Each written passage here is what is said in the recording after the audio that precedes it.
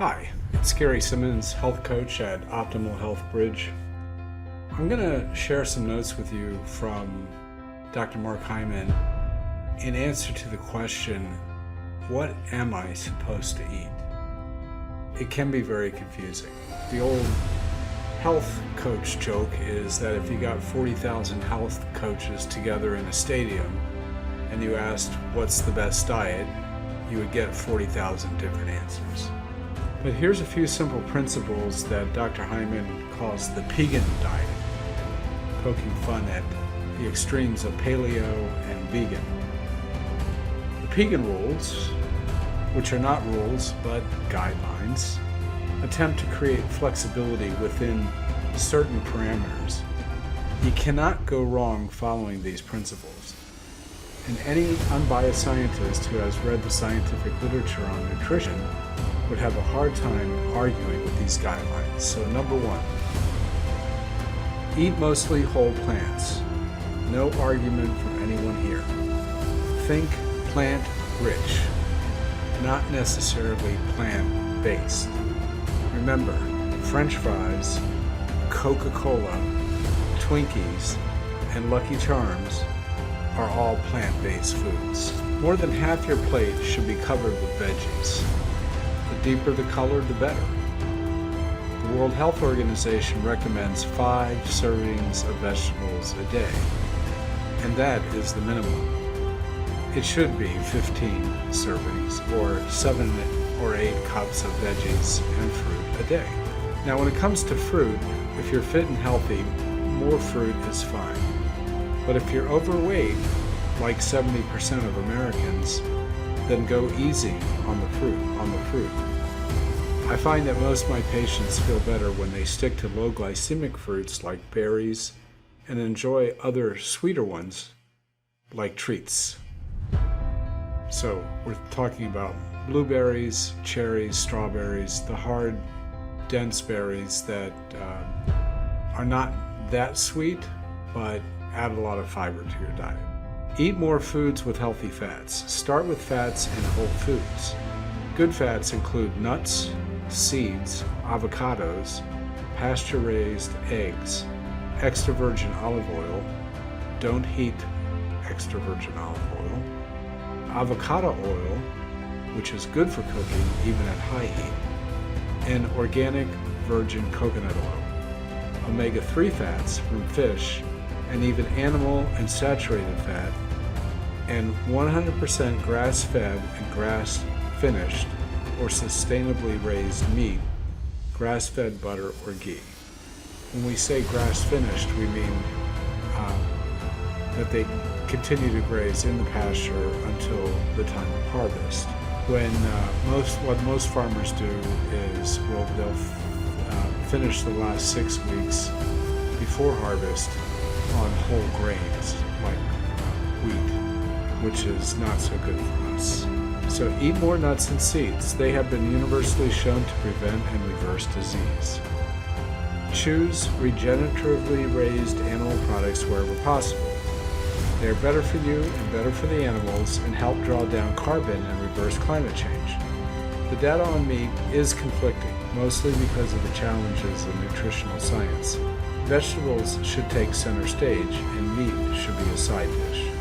Eat pasture-raised eggs. They are rich in vitamins, minerals, antioxidants. They are also a cheap source of high-quality and bioavailable nutrients, including B12, which you cannot get from a vegan diet. The 2015 dietary guidelines determine that dietary cholesterol does not cause heart disease. Let me repeat. Dietary guidelines from 2015 determined that dietary cholesterol does not cause heart disease and eliminated recommendations to cut it out of our diets. Dietary cholesterol, the type found in foods like eggs, do not significantly impact your blood cholesterol levels. In fact, your blood cholesterol is actually worsened more by sugar than by fat. And some fats like olive oil, avocado, and omega-3 and nuts actually improve your cholesterol. Eat sustainably raised or harvested low mercury fish and high omega-3 fish. Choose low mercury and low toxin varieties such as sardines, herrings, anchovies, mackerel, and wild-caught salmon, all of which have high omega-3 and low mercury levels. Avoid the big mercury-laden fish such as tuna and swordfish, Chilean sea bass, and halibut. There's a website, www.ewg.org, for a guide on safe fish consumption. The other ideal thing to do is to supplement with purified omega-3 fish oil in capsules, like true omega-3. Eat only unprocessed or minimally processed whole grains, not whole grain flours. All grains can increase your blood sugar. All grains can increase your blood sugar.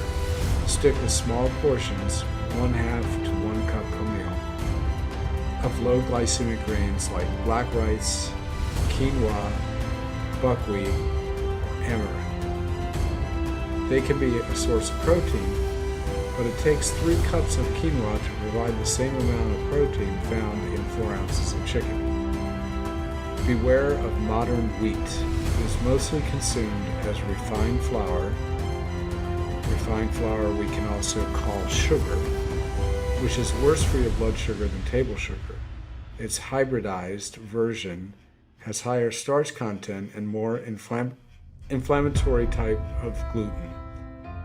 It's also sprayed with toxic herbicide glyphosate right before harvest, and then preserved with calcium propionate, which has been linked to behavioral issues, headaches, and stomach inflammation, not to mention cancer.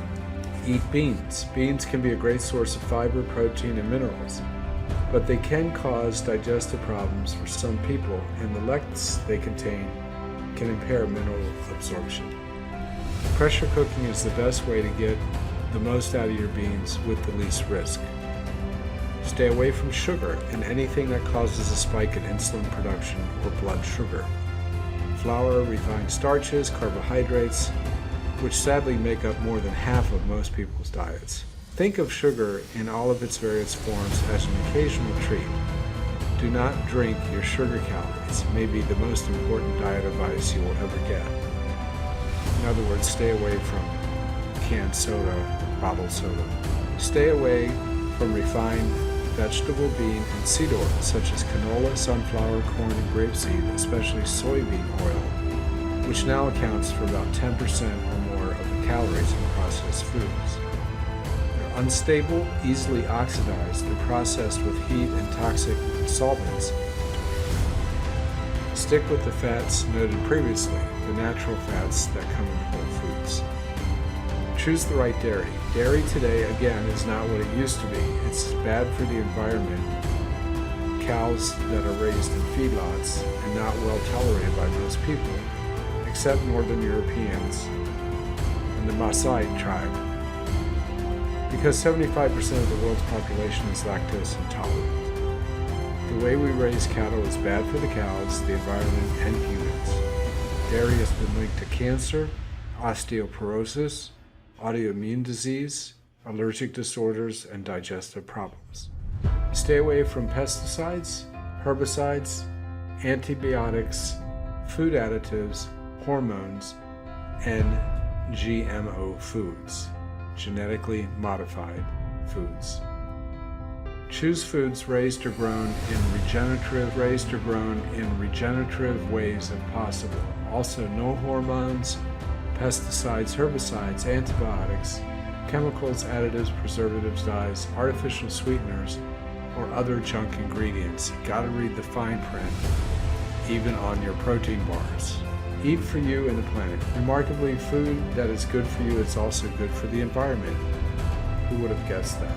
Our depleted soil, our scarce water resources, and the biodiversity of plants, animals, and pollinators, and it helps reverse climate change. When choosing any food in any category, explore where and how it was grown. Was it grown organically, regeneratively, and sustainably, with no or minimal use of agricultural products? While it may seem healthy to eat plant-based burger, ask how the raw materials were grown. Were the soybeans doused in glyphosate and pesticides and farmed in ways destructive to the soil. It's hard to figure out all this stuff, I understand that. But the more we become aware and we take action to let food producers know that we want to be healthy, we want our planet to be healthy, we're better off. Food is medicine. And this comes from Hippocrates 3,000 years ago. Let thy food be thy medicine. And if doctors were willing to prescribe food and diet changes and lifestyle changes rather than medications, we could save thousands and thousands of dollars per patient per year. Looking forward to a healthier and happier you.